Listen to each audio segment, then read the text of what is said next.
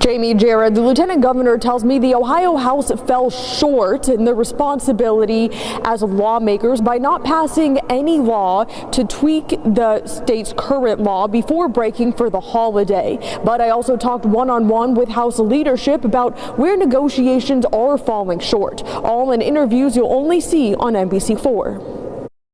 They have a responsibility to take action on this, and they have just walked away without fulfilling that responsibility. I don't agree with that at all. I think we have a duty to take in information and make good decisions instead of rash decisions. On December 7th, recreational marijuana became legal in Ohio.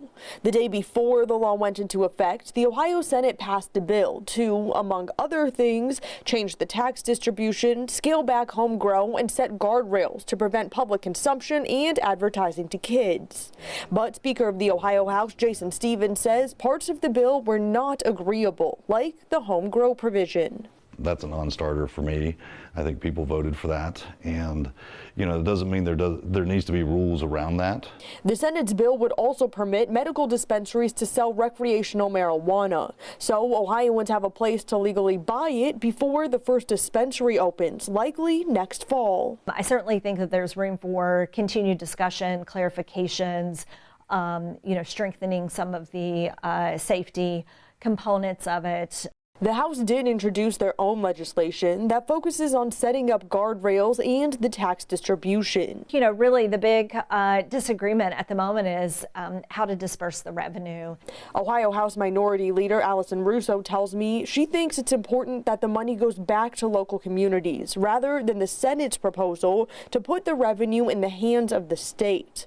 Stevens says he also wants to be sure the business structure is viable and doesn't create an unintentional black market because the tax rates are too high or the hoops are too big to jump through to actually obey the law.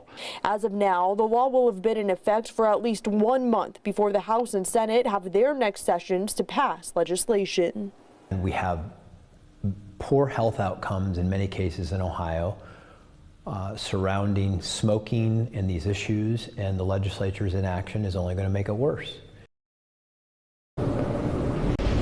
Stevens tells me he wants to get something passed at the beginning of next year. Right now, the next Senate and House sessions are scheduled for the end of January, but if legislation is ready sooner, they can add them. Local for you at the State House, I'm Natalie Fahmy, NBC4.